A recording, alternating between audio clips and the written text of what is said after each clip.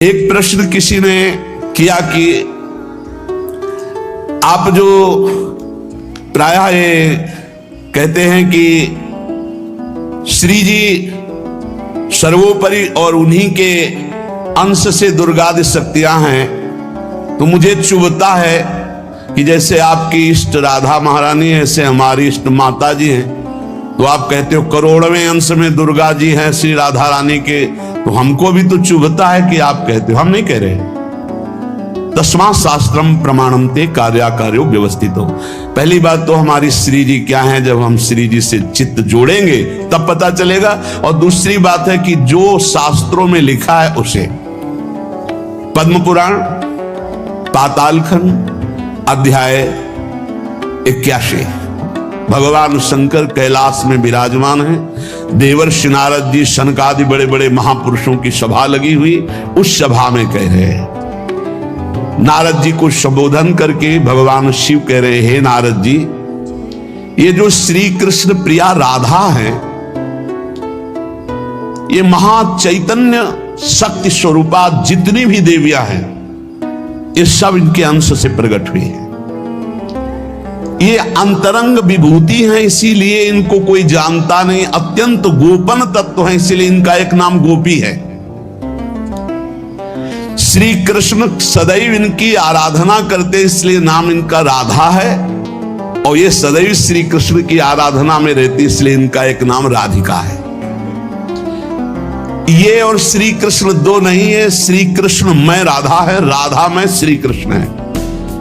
ये राधा परादेवता है। जितनी भी लक्ष्मी आदि शक्तियां सब इन्हीं के अंश से हैं। आपको भगवान का आह्लाद कहा गया है, आह्लाद। और जब मूर्तिमान ये हुई तो राधा कह गई, किशोरी जी कह गई। और तत्कला कोटि कोट्यंसा, भगवान शिव बोल रहे हैं, तत्कला कोटि कोट्यंसा दुर्गाद्य त्रिगुणात्मिका। दुर्गा आदि जितनी त्रिगुणात्मिका दैवी शक्तियां हैं, ये इनके कला से करोड़वें अंश में प्रकट है। ये ही प्रकट है, पर करोड़वें अंश में प्रकट है। हम नहीं कह रहे, ये भगवान शिव कह रहे हैं। जो राधा कृपा कटाक्ष पढ़ते हैं, वो पढ़ के देखे, आखिरी में भगवान शिव कह रहे हैं, क्रियेश्वरी मखेश्वरी स्वधेश्वरी त्रिवेद भारतीश्वरी प्रमाण शासनेश्वरी। हमारे यहाँ सुधा निधि में महाप्रभु हरिवंश चंद्र जी कह रहे हैं, प्रेमणा सन्मधुरोज्वल हृदय संगार लीला कला वैचित्री परमावधि भगवता पूज्य विकापी सता ईशानी च सची महासुख तनु शक्ति स्वतंत्रा परा श्री वृंदावन नाथ पट्ट महिषी राधयु सेव्यामम। बोले तत्कला कोटि कोट्यंसा, कला उन्हीं की कला, राधा की ही कला, श्री किशोरी जी के ही अंश से करोड़वें अंश में सब शक्तियों का प्रादुर्भाव हुआ। श्री राधा अपने अंश से महालक्ष्मी रूप धारण करती हैं, तो भगवान श्री कृष्ण नारायण रूप धारण करते हैं। मुनिश्रेष्ठ, थोड़ा भी भेद नहीं है। ये श्री राधा दुर्गा रूप धारण करती है, तो श्री कृष्ण शिव रूप धारण करते हैं, रुद्र। जब श्री कृष्ण के अंश से इंद्र, तो श्री राधा किशोरी के अंश से सची इंद्राणी।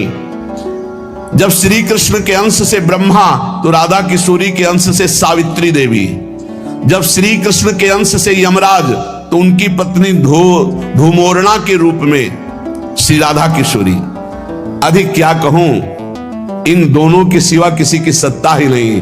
यही सब चिद चिद लक्षणम सर्वम राधा कृष्णमयम जगत। चेतन अचेतन सारा संसार श्री राधा कृष्ण का स्वरूप है। नारद जी, मैं इन विभूतियों का क्या वर्णन करूं? अगर 100 करोड़ वर्ष तक राधा की महिमा वर्णन करूं तो भी नहीं कर सकता। भगवान शिव कुछ ऐसे भावुक जन हैं कि वो कहते हैं कि आप भगवान शंकर को श्री कृष्ण से छोटा कहते हैं, वो हमारे आराध्य देव, हमको चुभता है।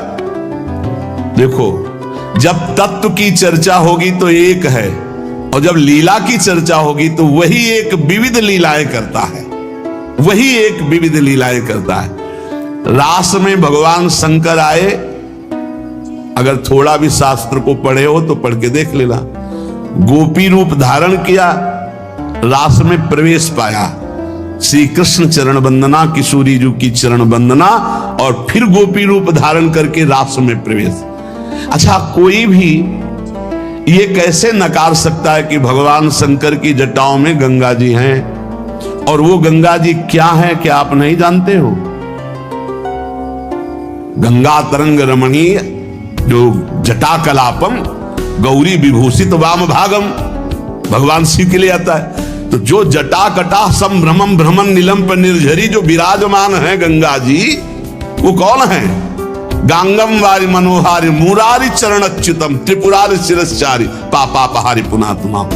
देखो भाई, तत्व एक है, पर लीला में जब प्रारंभ होगा तो लीला में छुटाई बड़ाई हंसी मजाक, वो उनकी आराधना, उनकी आराधना। तत्व एक है। अभी आप यहां सुन रहे हो कि जब श्री कृष्ण शिव रूप धारण करते तो राधा किशोरी दुर्गा रूप धारण करती, यही है, कोई और थोड़ी है। पर जब लीला की बात आती तो वही भगवान शंकर गोपी रूप, आज भी भगवान गोपेश्वर का श्रृंगार होता है गोपी रूप में। शाम टाइम जल नहीं चढ़ता, नथुनी बाला और सब चुनरी धारण करके भगवान शिव गोपीश्वर के रूप में विराजते हैं। भगवान शंकर गंगा जी को नेत्रों से भी रोक सकते थे, लेकिन जटाओं में धारण किया कि श्री कृष्ण का चरणामृत है, वामन भगवान का चरणामृत है, वामन के रूप में श्री कृष्ण ही है। प्राणाधिक प्रियतमा सर्वाभ्याः सुंदरी परा सर्वयुक्ता च सौभाग्य भाग्नि गौरवान्विता। हमारी जो श्री किशोरी जो हैं, एक यहां बात ध्यान रखनी है कि एक प्रश्न और आता है सभा में, जब चर्चा होती है तो उसको सुनकर के लोगों के अंदर प्रश्न आता है कि शिव पुराण में लिखा है कि भगवान शंकर सर्वश्रेष्ठ है, देवी पुराण में लिखा है कि इन्हीं से सबकी उत्पत्ति है, आप गणेश महिमा को देखो तो यम ब्रह्म स्वम ब्रह्म सब कुछ, जिस पुराण को देखो उसी से सृष्टि हुई है। इसका मतलब क्या है? गलत है क्या?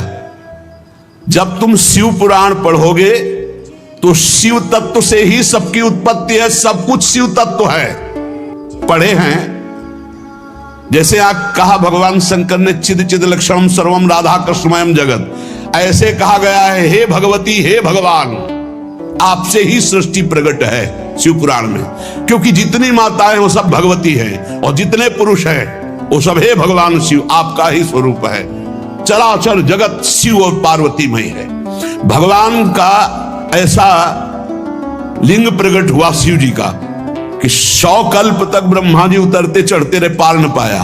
फिर भगवान विष्णु उसमें पढ़ना शिव पुराण में, तो पढ़ करके बात कर रहे, आर पार नहीं पाया। भगवान शिव से ही नारायण का प्रादुर्भाव होता है, भगवान का प्रादुर्भाव होता है, भगवान शिव से ही ब्रह्मा का प्रादुर्भाव होता है। जब देवी भागवत पढ़ो तो सब कुछ देवी जी से प्रकट हुआ। तो क्या झूठा है क्या? पुराण कोई झूठे हैं क्या? तो अगर उनसे प्रकट हुआ तो इनसे कैसे? भागवत पढ़ करके देखो तो श्री हरि से नाभि कमल से ब्रह्मा, ब्रह्मा की भ्रकुट से शंकर, रुद्र का अवतार। उधर पढ़ करके देखो तो उन भगवान शिव से ब्रह्मा और श्री हरि प्रकट होते हैं। देवी भागवत पढ़ करके देखो तो देवी शक्ति। ये है क्या? तत्व। तत्व एक है, वही परमात्मा है। वही जब शिव पुराण पढ़ोगे तो सब कुछ शिव की, जब भागवत पुराण पढ़ोगे तो सब कुछ श्री हरि का, और जब देवी भागवत पढ़ोगे तो सब कुछ वही देवी प्रपन्नार्थ हरे प्रसीद प्रसीद मातर जगतो खिलस्य प्रसीद विश्वेश्वरी पाहे विश्वम तुम ईश्वरी देवी चराचरस्य। हे देवी, तुम ही चराचर में व्याप्त हो, तुम ईश्वरी हो, तुम सर्वशक्तिमान हो, तुमसे बढ़कर कोई नहीं। क्या समझते हो? जो जहां है वही परम तत्व है और वो वही सब कुछ है। इधर से हम देखेंगे तो कृष्णाकार, उधर से देखोगे तो शिवाकार, उधर से देखोगे तो दुर्गा में, उधर से देखोगे काली में। जो बोलो वही परम तत्व है। पर जब हम लीला का गायन करते हैं तो लीला में विभाग हो जाता है। वही एक परमात्मा, वेद कहता है एकोहम बहुश्यामा, मैं एक बहुत रूपों में हो जाऊं। अब वही परमात्मा शासक बन गया, वही शासित हो गया, वही धर्मात्मा बन गया। उसी के छाती से धर्म प्रकट हुआ, उसी के पीठ से अधर्म प्रकट हुआ। अधर्म करने वाला दंडनीय हो गया, धर्म करने वाला बंदनीय हो गया। लेकिन दंडनीय और बंदनीय में दोनों में एक तत्व विराजमान है। तत्व में अंतर नहीं। ये जो समझते नहीं ना, लीला को समझते नहीं है और तत्व को समझते नहीं, तो ये झगड़ा करने लगते हैं कि शिव को छोटा कैसे कह दिया। पूछो शिव जी से जाके, अरे उनको देखो तो रात दिन भगवत श्री हरि चर्चा करते रहते हैं, और हरि को देखो, उनसे पूछो जाके कि तुम्हारे आराध्य देव कौन है, बोले शंकर। हरि से पूछो कि तुम्हारा गुरु कौन, बोले शंकर। और शंकर जी से पूछो तुम्हारा आराध्य देव को, बोले हरि। और हम आपस में लाठी चलाएं। अरे वो एक है, वो एक है, वो अनेक है, अनेक होते हुए भी एक है, एक होते हुए भी अनेक है। इस बात को समझो।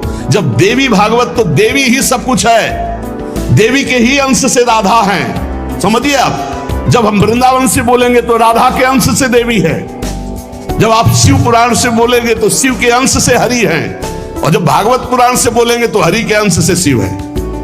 आप इस बात को समझिए। जब लीला का बात, लीला प्रसंग आएगी तो उसमें भेद हो जाते। जैसे ब्रह्म ऋषियों ने विचार किया कि इन तीन महान भगवत स्वरूपों में कौन सबसे बड़ा है।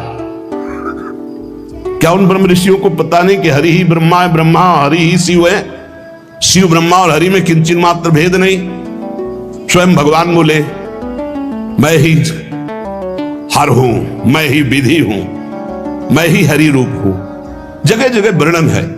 लेकिन जब भृगु जी परीक्षा के लिए गए तो ब्रह्मा जी के सामने जाके ऐसे खड़े हो गए। यह अभद्रता है गुरुजनों के सामने ऐसे खड़े होना, ऐसे नहीं खड़े हुआ जाता, यह अभद्रता कही जाती। गुरुजनों के सामने सावधानी पूर्वक हाथ जोड़कर या बहुत नम्र ऐसे। अब वो गए और ऐसे खड़े हो गए। ब्रह्मा जी ने कहा तो सभा की मर्यादा के विरुद्ध है, पर भृगु जी उनके पुत्र हैं, थोड़ा गुस्सा आया पर शांत रहे। शंकर जी के पास गए, बोले आओ भाई, बहुत दिनों बाद आगमन हुआ भृगु जी से। बोले हम तुम्हारे गले नहीं लगते हैं, परम पवित्र रहते हैं। उठाया त्रिशूल उन्होंने, हमको। भृगु जी शांत होकर के वहां, और भगवान हरि के पास गए, सैया में पड़े हुए थे, सीधे लात मारी जाके, सीधे छाती पे लात। भगवान उठे और कहा मुझे पता नहीं था आप आ रहे हो, नहीं आपकी अगवानी करता। और चरण दाबने लगे, बोले आपके चरण बहुत कोमल है, मेरी छाती बहुत कठोर, कहीं चोट तो नहीं लग गई। और आज के बाद जब जब अवतार भी लेंगे तब तक आपका भृगु चरण चिन्ह ये हमारे छाती पे बना रहेगा, ये हमारा बड़ा सौभाग्य हो। आंसू आ गए भृगु जी के। अब आप क्या कहेंगे? कोई छोटा बड़ा नहीं। जब लीला होती है और एक ही तत्व है तो रंगमंच पर वही सब रूप धारण किए, जगन नाटक वही भवा, इस बात को सब। पर जब हम किशोरी जी की बात कहेंगे तो किशोरी जी के अंश से सब शक्तियां हैं, और जब आप दुर्गा की बात करें तो आपको वहां से दिखाई देगा किशोरी जी दुर्गा जी के अंश है, क्योंकि इधर से अंश वो, उधर से अंश वो उनकी अंशी, वो उनकी अंशी, कोई अंतर नहीं। इधर से हम बोलेंगे श्री कृष्ण के अंश से शिव, और जब शिव पुराण में पढ़ोगे तो शिव जी के अंश से श्री कृष्ण। अब इसमें संशय थोड़ी, क्योंकि वही एक तत्व है, विविध प्रकार से लीला कर रहा है। इसलिए भ्रम का तो ध्यान छोड़ दो, भ्रम छोड़ दो। जब जब जैसा अवसर आया वही रूप धारण किए तत्व विराज। पर जब लीला की चर्चा होगी तो माधुर्य रस में ऐश्वर्य का प्रवेश नहीं, भगवान के ऐश्वर्य का प्रवेश नहीं, तो और ऐश्वर्य शक्तियों की तो बात जाने दो।